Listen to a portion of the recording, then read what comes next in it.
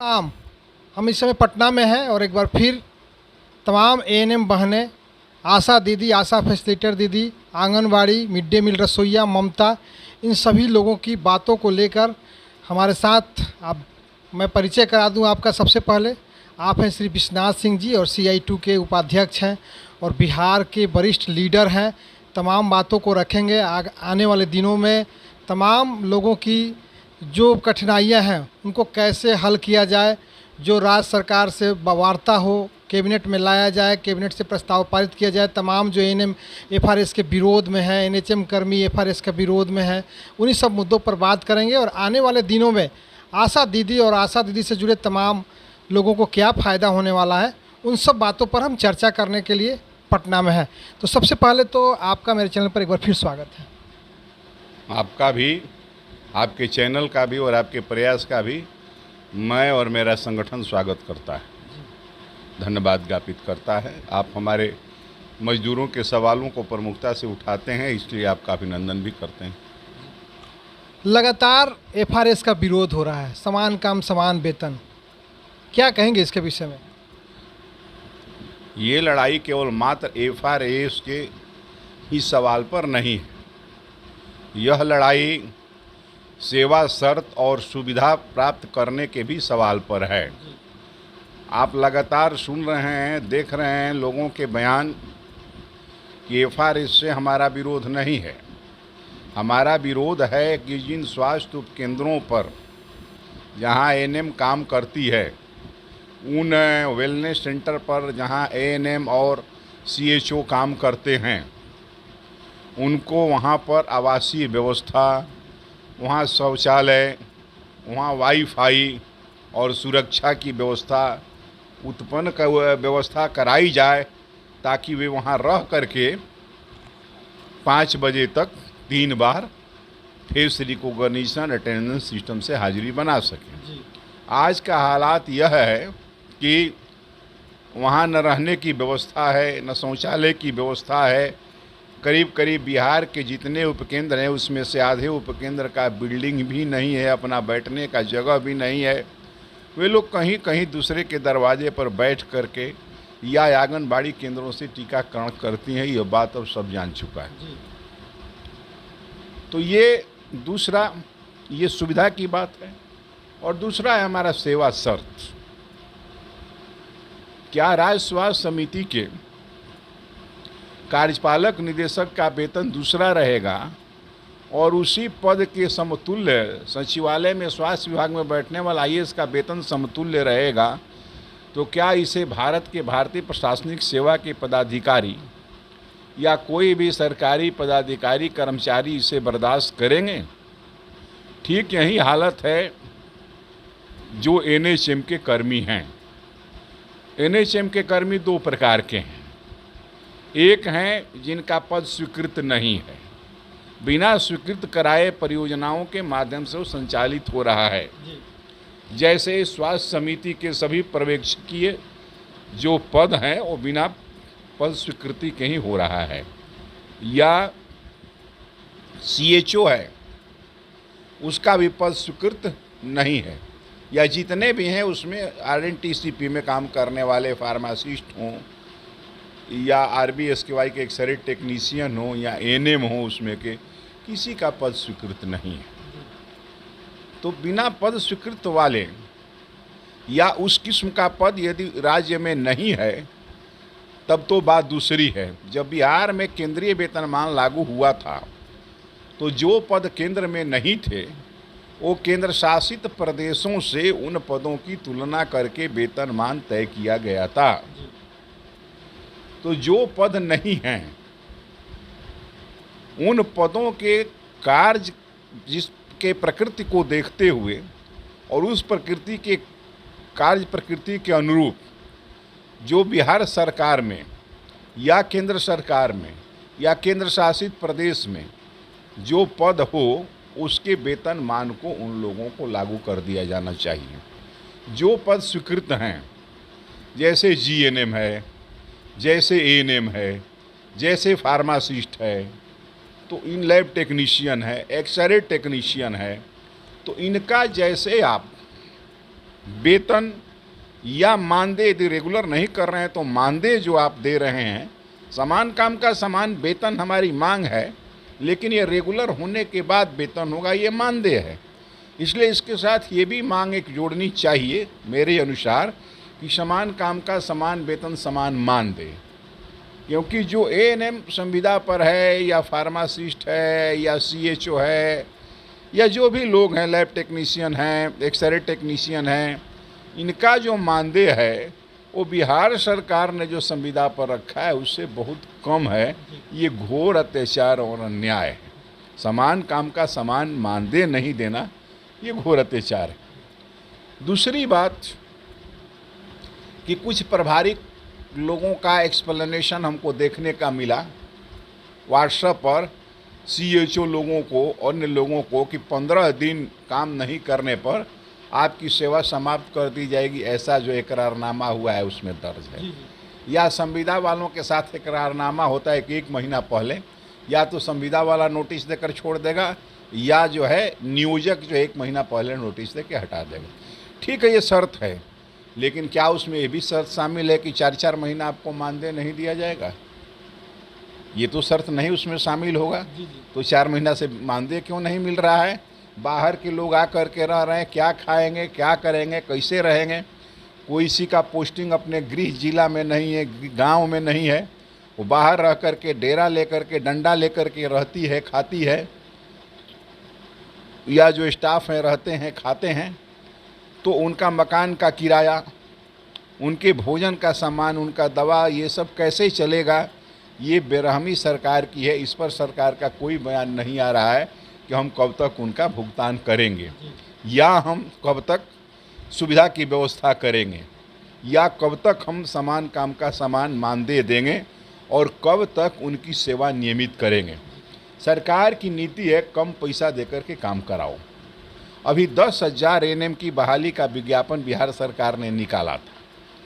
पहले का जो तकनीकी कर्मचारियों के बहाली का जो नियमावली था उसमें था कि मार्क्स के आधार पर नियुक्ति की जाएगी, लेकिन आनन फानन में जो अपर मुख्य सचिव हैं बिहार सरकार, जो कहते हैं कि प्राइवेट वाला का मार्क्स ज़्यादा आ जाता है, सरकारी का कम आता है, इसलिए हम एग्ज़ाम लेंगे, तो उन्होंने कैडर रूल में चेंजेस कराया 2022 में।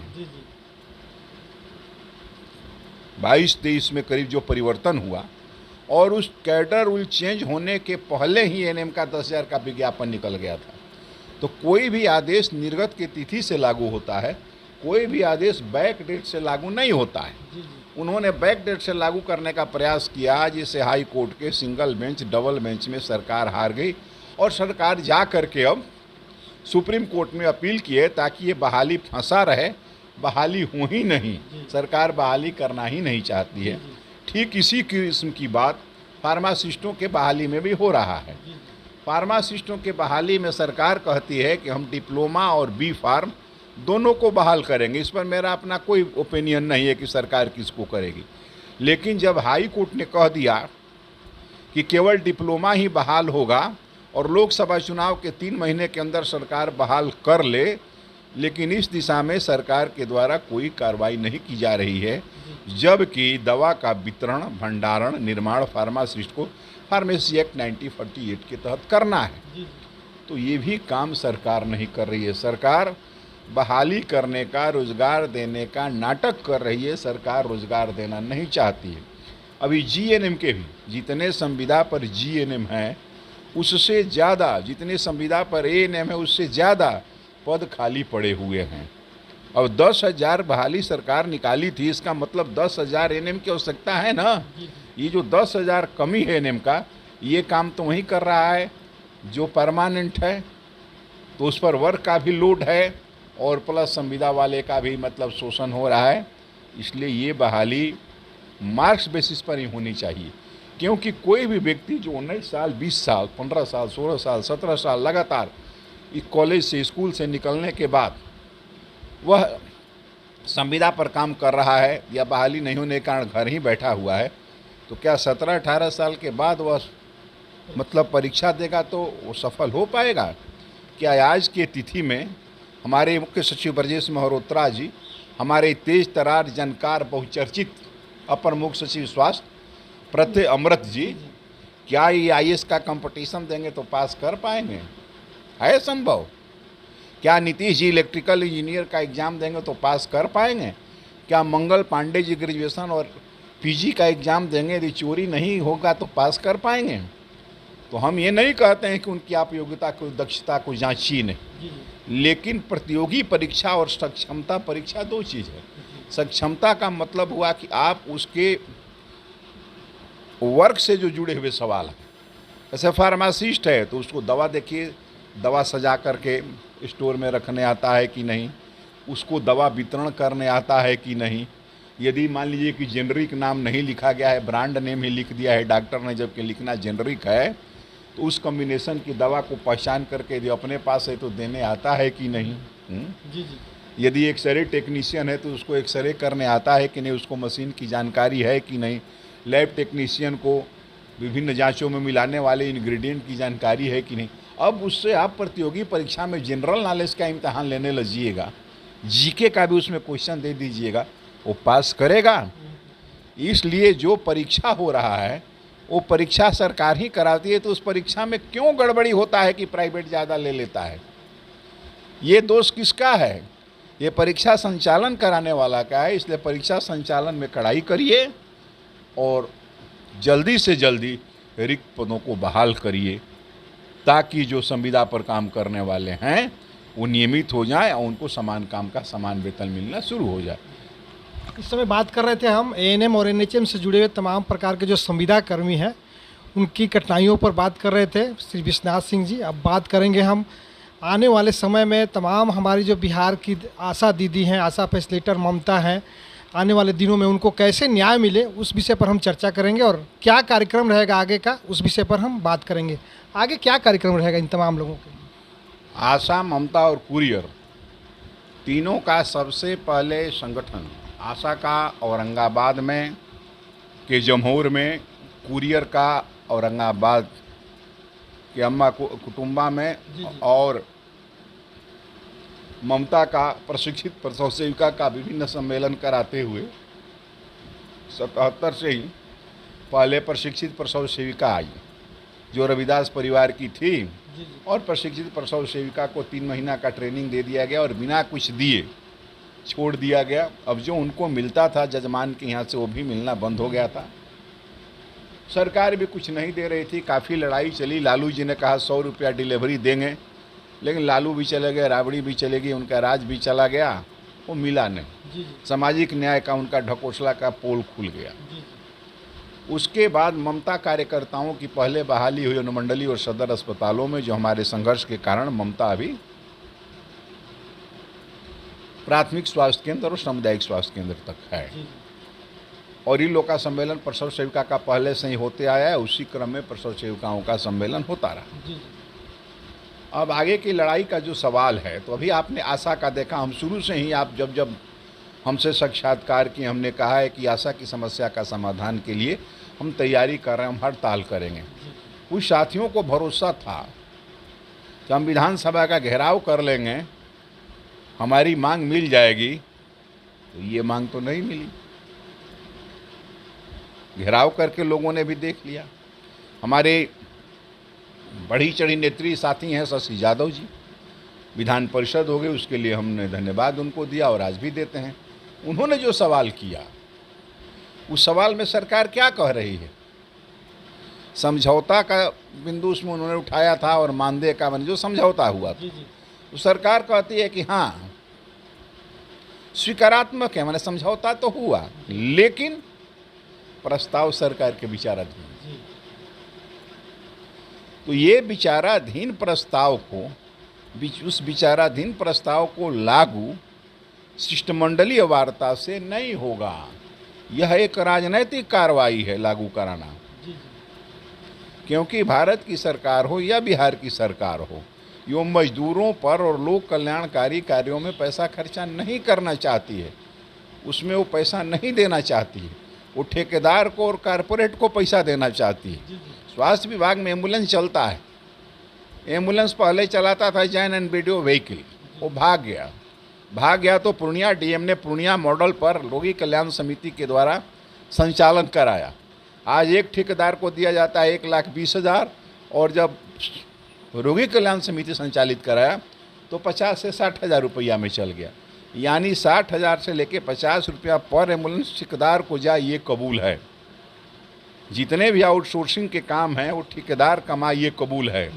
लेकिन उस पैसे से हम स्कीम वर्कर को और कर्मचारी को और सभी को पुराना पेंशन दें, ये लागू नहीं।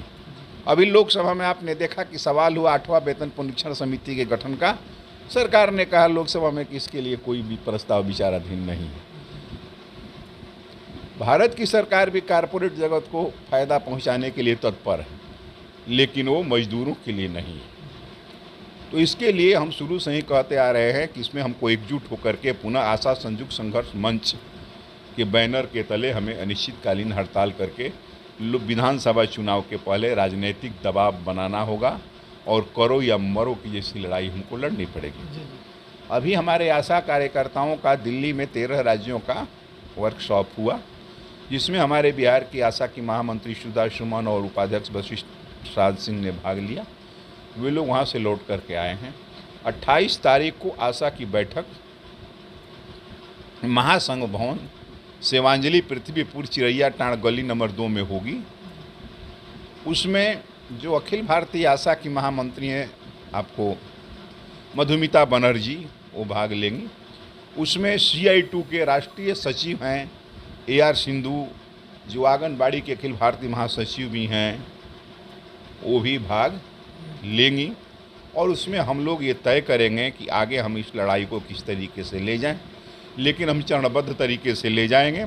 सिविल सर्जन के यहाँ प्रदर्शन, मुख्यमंत्री के यहाँ प्रदर्शन और अनिश्चितकालीन हड़ताल की तैयारी हम करेंगे।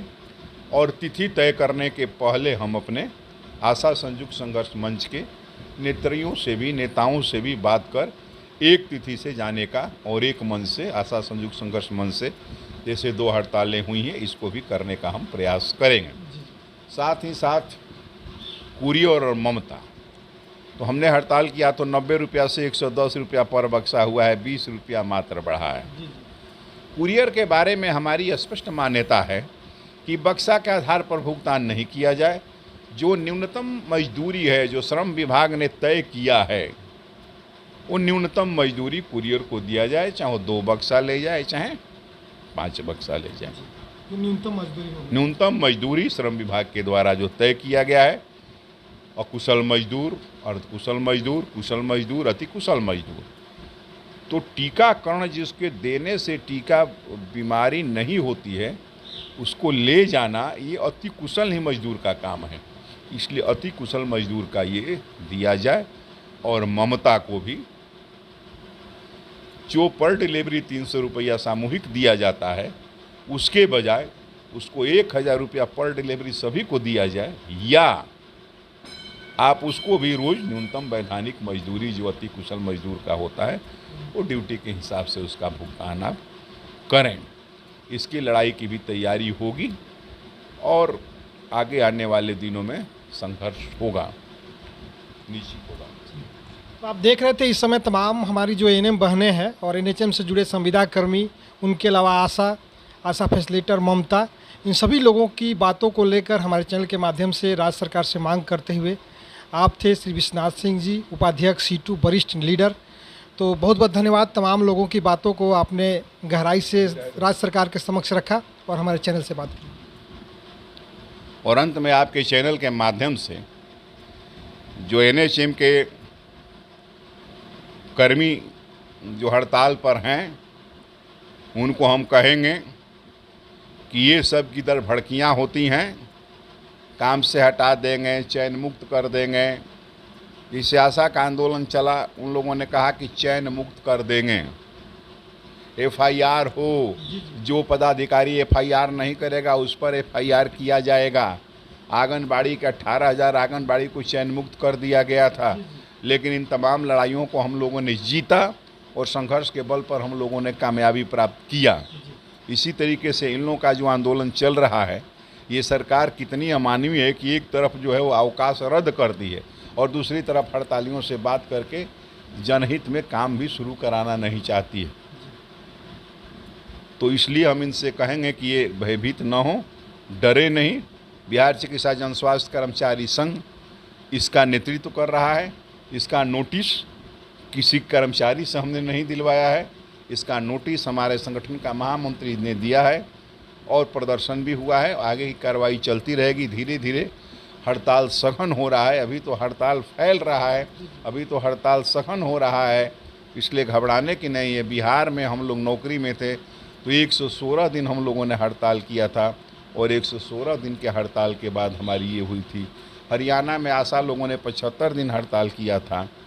इसलिए ये जो है एएनएम लोग हड़ताल पर डटे रहें और हम बिहार चिकित्सा जन स्वास्थ्य कर्मचारी संघ के स्थायी कर्मचारी और बिहार राज्य राजपत्रित कर्मचारी महासंघ के स्थायी कर्मचारी को भी बता देना चाहते हैं, खास करके स्वास्थ्य विभाग की परमानेंट एएनएम को, कि ये जो सोचती हैं कि इन्हीं को एफआरएस बनाना पड़ेगा, ऐसी बात नहीं है। एक आध महीना के अंदर अस्थायी लोगों को भी एफआरएस बनाने का ऑर्डर निर्गत हो रहा है, क्योंकि इसका जो है बाउंड्री मानना सरकार ने शुरू कर दिया है। अभी निदेशक प्रमुख नर्सिंग से एक पत्र निकला है कि सभी को ई लर्निंग जो है सुविधा एएनएम को प्राप्त करना है, प्रशिक्षण करना है और विकास के लिए, विस्तार के लिए सभी को मतलब ये ऐप मोबाइल मतलब ये चलाने आना जरूरी है। इसलिए उन लोगों का प्रशिक्षण दिया जाएगा और जो प्रशिक्षण नहीं लेगा उसका इंक्रीमेंट रोक दिया जाएगा। यानी ये प्रशिक्षण दे करके उन लोगों को भी उसमें लाने की योजना है। इसलिए जो अस्थायी एएनएम हैं या अस्थायी कर्मचारी हैं वो लोग भी तैयार हो जाएं और इस बात की तैयारी करें कि आगे आने वाले दिनों में यदि सरकार इन संविदा कर्मियों की बात नहीं सुनती है तो वो लोग भी चरणबद्ध आंदोलन चलाएं। यही हम अपील करेंगे राजपत्रित कर्मचारी महासंघ के लोगों से, चिकित्सा संघ के लोगों से, विभिन्न ट्रेड यूनियनों से, आशा ममता कुरियर से भी, कि प्रखंडों में उनका धरना चलता है तो आप उसमें जाएं और उसके धरने को संबोधित करें और उसका मनोबल बढ़ाएं, हौसला अफजाई करें। यही हमारा अपील होगा आपके चैनल के माध्यम से। तो एक बार फिर आपने सुना कि जो तमाम हमारी एएनएम बहनें हैं और एनएचएम से जुड़े संविदा कर्मी हैं, उनके ऊपर लगातार विभागीय दबाव बढ़ रहा है, तो उस दबाव से डरना नहीं है, सीधा जो है कि आपका जो मांग है उस मांग पर डटे रहना है। तो बहुत बहुत धन्यवाद सर बात करने के लिए हमारे साथ। जी, आपको भी बहुत धन्यवाद, आपके चैनल को, आपके प्रयास को। मैं विनोद सिंह, एएसपी तक न्यूज़ के लिए, पटना।